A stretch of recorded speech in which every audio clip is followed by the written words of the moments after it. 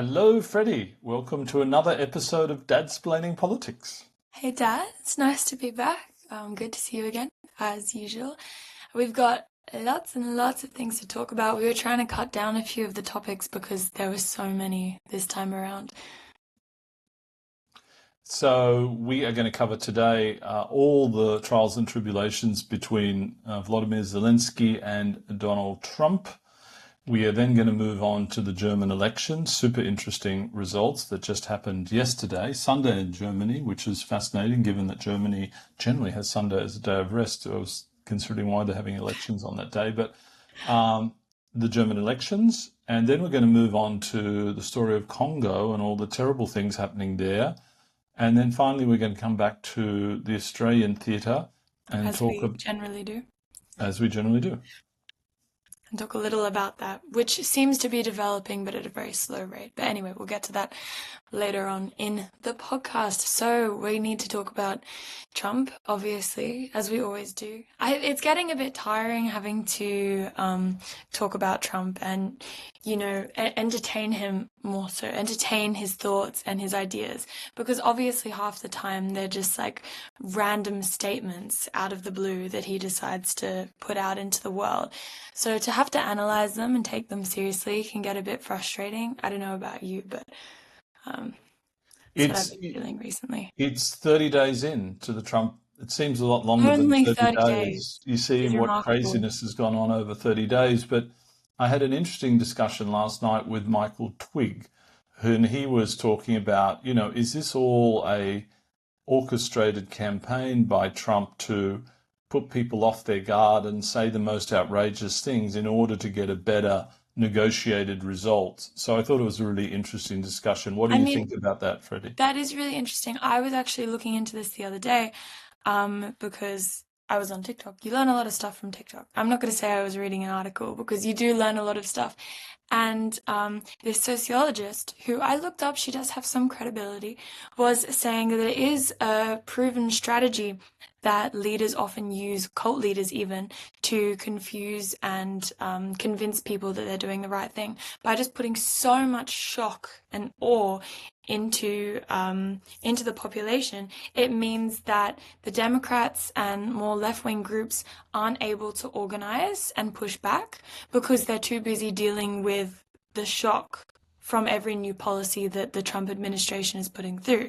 So in the time that they take to understand what that means for the country, they don't have a proper response to it. So it's quite interesting. I mean, obviously it's been very effective so far. We have talked about in recent episodes how there has been quite little pushback by other groups in America.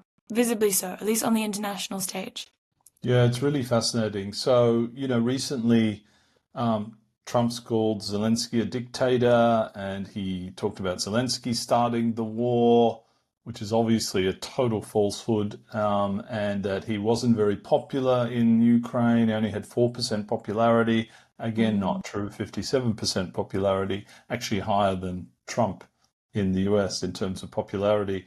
And so I think, Ukraine and Zelensky was in shock by this because, the US has supported them very well. And Mm. on the surface, it seems like the US have just given away all their negotiating points to Russia, all the things that Russia would want.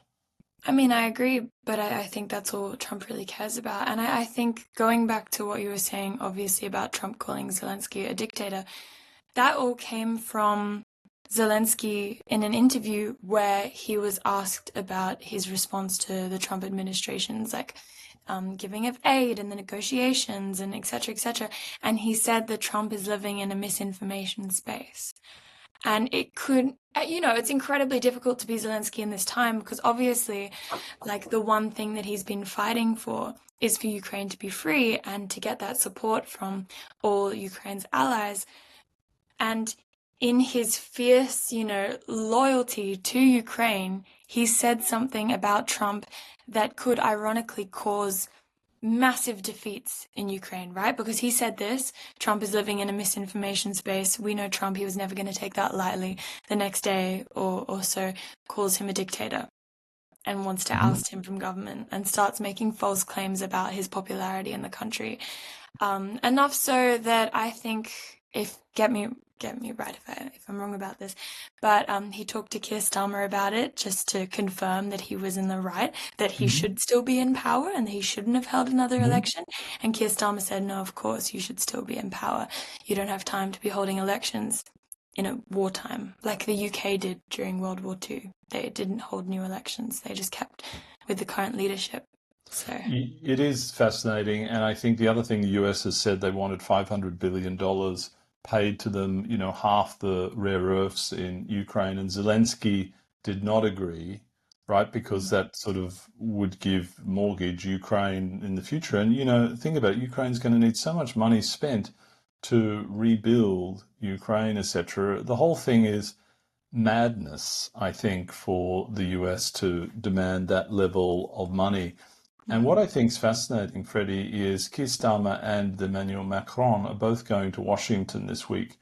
This is a real test of them as leaders, because in fact, if Keir Starmer stands up to Trump, it may actually make him incredibly popular amongst the British people. If you think about that movie Love Actually with Hugh Grant, where the British Prime Minister stands up to a nasty American president, there's a yeah. real parallel here, and it'll That's be true. fascinating. Except I do have to say, every time I see that movie, every time I rewatch it, I think how crazy that is. How that is such an insane move to make that in no way would ever be, accepted or considered a real foreign policy move in our society. But I guess, like, traditionally, what are the US going to do? They can't turn their back on one of their biggest allies. Who do they have left? Or else are they planning to create these new allies, which is why they're agreeing to every single demand that Putin puts forward. So maybe they're just breaking away from the entire It's Western democratic system and going for yes, and new it's allies. risky for Kier, but he's already super unpopular. One of the most unpopular prime ministers early in their term. Yeah, so So surely I this could help. I think it could help, and Making it him work. combining forces with Macron and now Merz, soon to be the new Chancellor of Germany. I don't think they have a choice because you can't sort of not support Ukraine in this scenario when you're a Mhm. European power. This is on your doorstep. It's all very well Yeah, for the exactly. Americans. It's not right next door to them. Yeah, no, it's the defining quality of England. I mean, of the United Kingdom in this region. That's always been their part to play. Kind of being this orchestrator of what's going on. I And mean, they've been part of every single world war in the area. They've always had a part to play, and they've accepted that they can't get all the benefits without having to sacrifice a bit as well. And Freddie, don't underestimate the pride of these countries. You remember when China was bullying Australia, in terms of trade and everything else? The And lobsters. Australians reacted very badly to that. They say in the end, if it's going to hurt our quality of life, so be it. We're not going to agree to nonsense, and we're not going to be bullied. And I think there's a lot of most nationalities around the world feel that way. Yeah, no, definitely. I agree. I mean, I think that you often disagree on that point, though, which I find hilarious you're bringing it up now, because you often go and say to me, oh, well, if I were in this position, I would have left the country already, or la la la, or why aren't they making this economic deal, etc., etc. But there is Well, obviously that really important factor that people love their country and they're not yes. just gonna leave. Like, I mean, this comes back to Palestine and Gaza. Like, it's all well and good saying that they can have a new home somewhere else and that someone else funds it. Not that that would happen. But if theoretically the US were open to funding an entire new area for the Palestinians to live in, they still wouldn't want to live there. It's not just about the money, it's about who they are as people and who are they without their place and their nation and their identity and all that stuff. I think my view is that so long as you can try and negotiate and get something economically beneficial from a trading partner, but if that trading partner becomes so extreme that it breaches the values of your country, you should stand up for that no matter the economic cost. That's my Yeah. view. Okay, good. But there's an extreme factor to that, which you Yeah, which I think the It's Ukraine, I very mean, the true. whole not supporting Ukraine and just being a mouthpiece for Russia Mhm. crosses that line. I think so too, definitely. I mean, obviously, you've seen America go against every single thing it's ever believed in. If you've seen those cartoons, any of you listening online, and it has some American soldiers all lining up saying, "Hey, hey, General, who are we fighting this time? We fighting the Germans or whatever, just people from World War II." And the general's like, "No, no, we're fighting Ukraine, and we're with Russia on this one, and we're with la la la." And it's so shocking to see the difference. Um, The, I don't know. the, I think that's no, just it one of those is. things that's quite But the funny. challenge is, Freddie, the Europeans can increase their spend, but it takes years to build up a war economy and to build all the arms, etc., needed. They're still going to need the US as a backstop, right, in this scenario. And I mean, for example, there was a discussion about Elon Musk turning off Starlink, for the Ukrainian forces, right? And they're I didn't screwed hear if that. that That's happens, crazy. right? Because they would be flying blind. And the nightmare scenario, he turns it off for Ukraine, but not for Russia. I mean, this is I just mean, it doesn't seem like a unbelievable. nightmare scenario. It seems like something that's undoubtedly about to happen. I mean, this is like we have a lot of people in our family who are obsessed with Starlink, and we love its capabilities. Obviously, it's a great thing when you have access to it. But if it's just causing like massive inequalities between people, it's not fair. This is the same thing with ChatGPT and AI in general, and even DeepSeek and all of this stuff that's been created recently. I think that yes, it is a great thing if it's administered to every section of like the population, everyone in the world. But otherwise, it just gives some people massive advantages over others. We But we can always talk used, about that in another no, episode. you're right. We used to talk all the time about the digital divide in technology between those who Mm. have and those who haven't. And there's a new digital divide with AI, obviously, And it just going keeps forward. getting bigger. It feels like. Yeah. Shall we move on to the Deutschland election? Um, yeah, let's. Oh, just before we move on to that, though, I wanted to raise a point on the Democratic Republic of Congo because I know that we've been talking about Ukraine and Gaza and a lot of other really important conflicts for a while now. But I think that Western media tends to not focus as much on other countries, such as the DRC. There've been a few articles in some prominent newspapers, but it's really horrific the stuff that's going on there, impacting millions and millions of lives. So I think we were having a look at that. Did you have anything you wanted to say to start us off? Yes, it's horrific, Freddie, the number of deaths and the fact that this has been going on for so long. And it's also just shows you that we're victims of our own media and podcasts, etc., that focus on Western viewpoints. And the thing is, people can only absorb so much.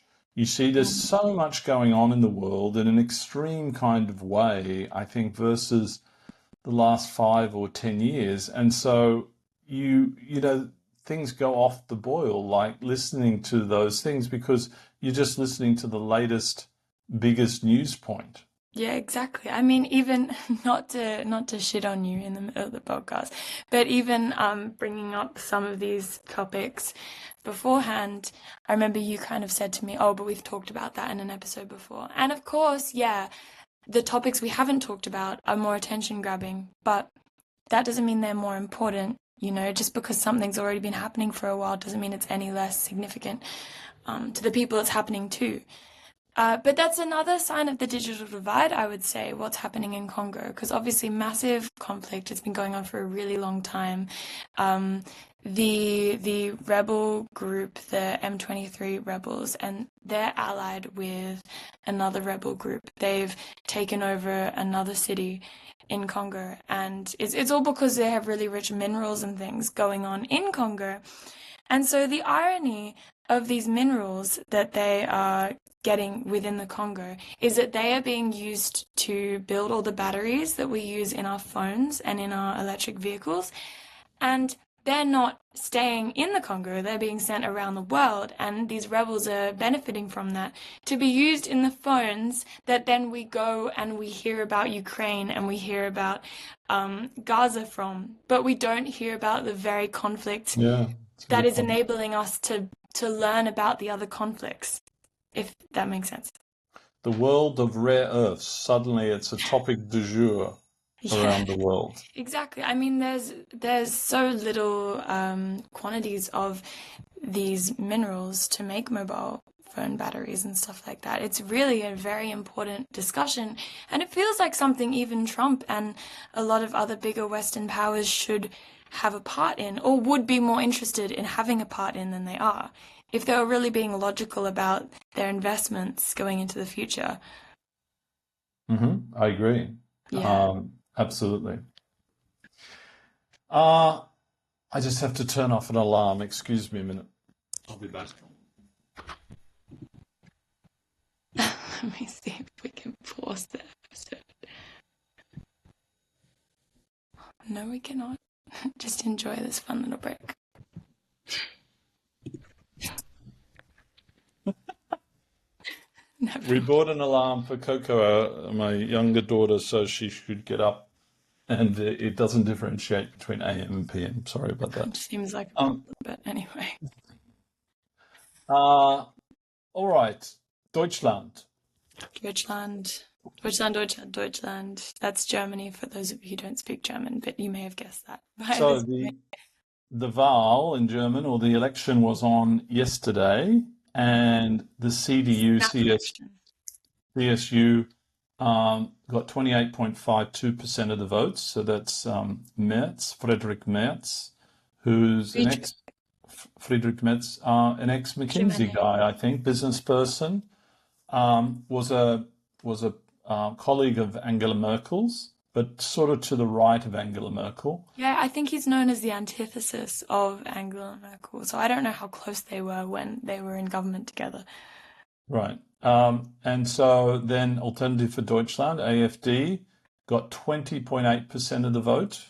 Hmm. Okay, number two. So they're Yeah, the coming extreme second, and right they've never wing. before come second in a German election.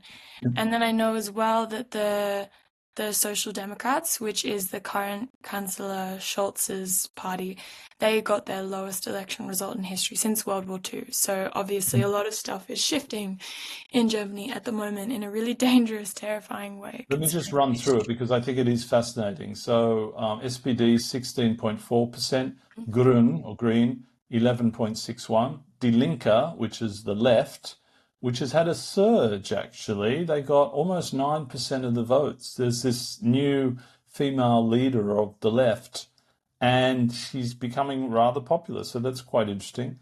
That was an interesting thing. And then the FDP, a sort of smallish party of about 4%. So CDU, CSU, Friedrich Merz is going to need to go in partnership with somebody to have a majority because he won't combine with the AfT. In German politics, there is a firewall um, uh, strategy that nobody deals with the extreme right wing. And this is what JD Vance was imploring Europeans to do, listen to all their voters, etc. But given the history of the Nazi Party in Germany, that's why the mainstream parties don't want to partner with the Alternative for Deutschland in this case. Exactly. And I think Angela Merkel would be, absolutely heartbroken to see, not even just heartbroken, be absolutely destroyed to see the way that her party would have changed if they did align with the AfD. I mean, Friedrich Merz, he may be a little more conservative, a little more right wing, but he still believes in NATO and the power of Yes. NATO, and he can be quite liberal when it comes to economics in general. He's nowhere near being a member of the far right. So I guess we got to be grateful for something that they didn't get even a higher share of the vote, but it's still pretty high.